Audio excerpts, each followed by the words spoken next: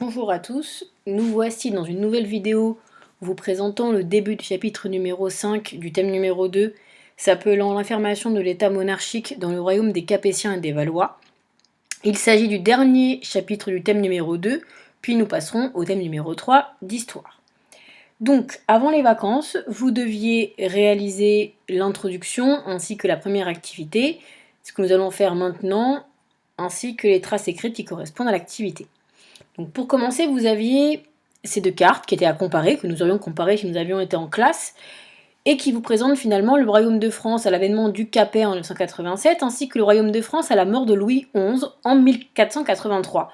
Et finalement, la grosse différence entre ces deux cartes, c'est que le domaine royal, donc le domaine qui est dirigé par le roi, était en 1987 Paris avec finalement ses alentours, mais pas tous ses alentours, donc autour de Poissy, de Senlis et de Compiègne, ainsi que la région autour d'Orléans. Alors que finalement, en 1483, le royaume royal, le domaine royal, comprend, on va dire, les 2 tiers de la France, alors que le reste sont ce qu'on appelle des grands fiefs, qui sont des domaines des grands seigneurs. Et finalement, en 500 ans, on se rend compte que vous avez, 400-500 ans, vous avez des grands seigneurs qui, au départ, ont quasiment tout le royaume de France, alors qu'en 1483, le domaine royal est le plus important vis-à-vis des grands fiefs et des domaines des grands seigneurs. Donc voilà finalement la problématique de ce chapitre, c'est comment est-ce qu'on est passé d'un domaine royal si petit, et où finalement le pouvoir était surtout aux grands seigneurs, à un domaine royal très grand, et finalement dans lequel le roi a tous les pouvoirs, et finalement on va voir comment c'est mis en place le pouvoir royal. Donc vous aviez une petite introduction à noter. Donc entre le XIe et le XVe siècle, le gouvernement royal pose les bases d'un État moderne. Il s'impose progressivement face aux pouvoirs féodaux, en étendant son domaine et en développant un appareil administratif plus efficace pour le contrôler. Et vous aviez une problématique, comment le pouvoir royal s'est-il renforcé entre le XIe et le XVe siècle, ainsi que le Grand I, les premiers Capétiens, Xe, XIIe siècle, l'exemple du Capet. Puisqu'en effet, nous avons travaillé sur Charlemagne qui a été sacré empereur en 800, et si vous vous rappelez de la fin du chapitre, on s'est rendu compte que ses petits-fils se sont partagés le royaume de Charlemagne, et que finalement, cela a créé des sous-royaumes et une sorte de dislocation. Finalement, le grand royaume de Charlemagne n'a duré que le temps de son règne, et puis par la suite, ce royaume s'est divisé entre les petits-fils, et puis plus tard entre les différents rois et seigneurs. Et on en arrive en 1987 à cette zone-là, c'est-à-dire nous arrivons à un pouvoir royal qui appartient finalement seulement à Hugues Capet et tout le reste aux grands seigneurs. Vous aviez à réaliser une activité avec quelques questions où je vous demandais finalement de souligner en bleu les éléments qui nous indiquent par qui Hugues Capet est couronné et de souligner en rouge les éléments qui expliquent pourquoi Hugues Capet a été choisi comme roi. Et je vous demandais d'émettre une ou deux hypothèses qui expliquent pourquoi le sacre est un événement qui renforce le pouvoir du roi. Donc si je reprends ce chapitre et ce texte, donc c'est un texte qui a été écrit par Richet dans son Histoire de France qui parle du couronnement du Capet. Et donc, je vous le lis rapidement. En 987, à la mort du dernier roi carolingien, Hugues Capet, soutenu par l'Église, est élu roi par les grands seigneurs du royaume. L'archevêque Adabelleron leur adresse le discours suivant. Si vous voulez la prospérité de l'État, donne la couronne à l'éminent duc Hugues. Choisissez le duc qui se recommande par ses actions, sa noblesse et sa puissance militaire. Vous trouverez en lui un défenseur non seulement pour l'État, mais encore pour vos intérêts privés.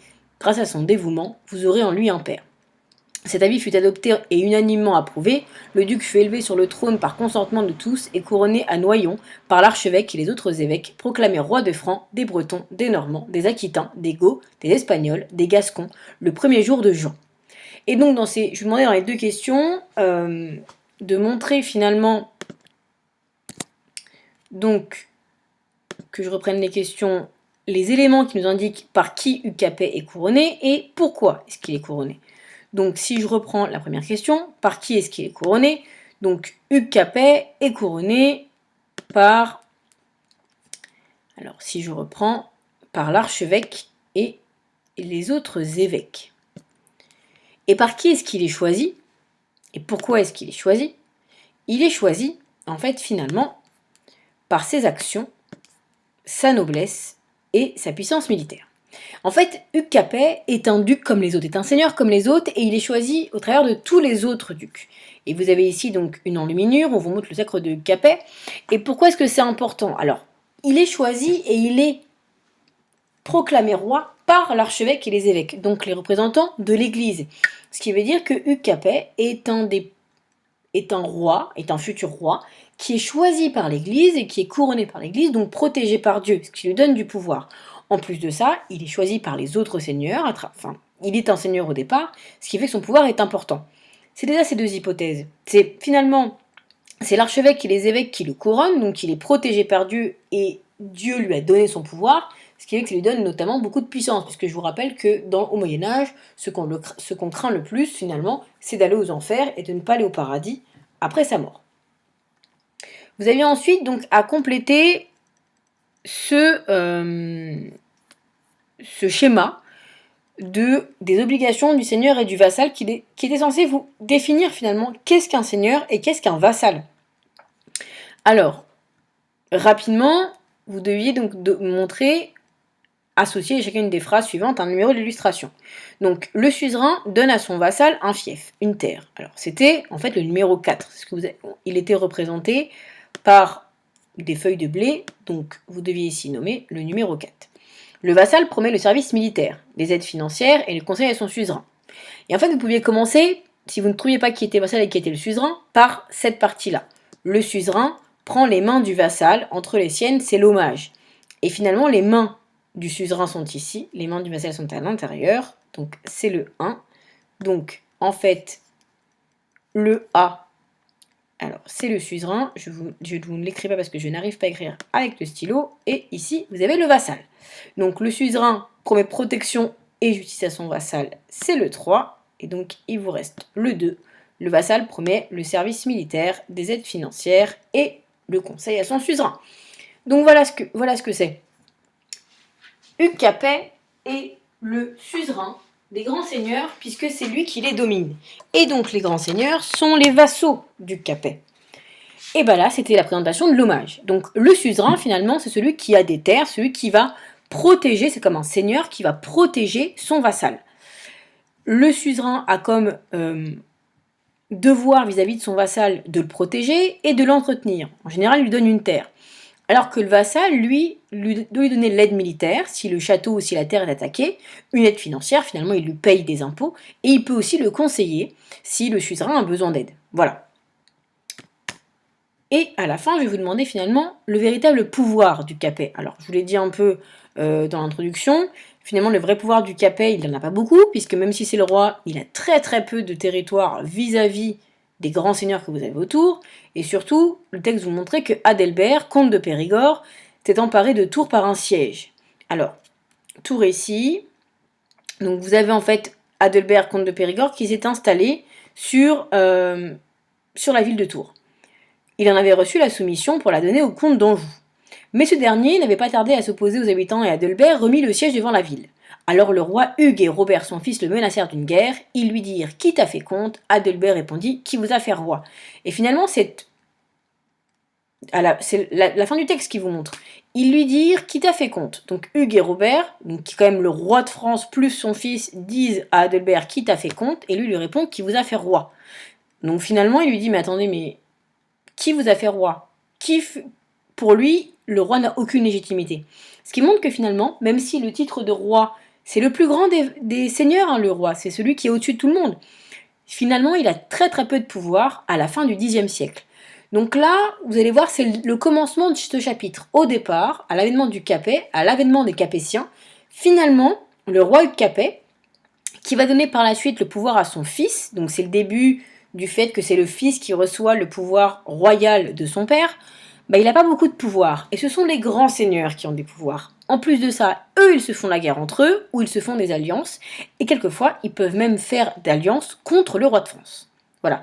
J'espère que c'est bien clair pour vous, et donc vous aviez les traces écrites à noter par la suite.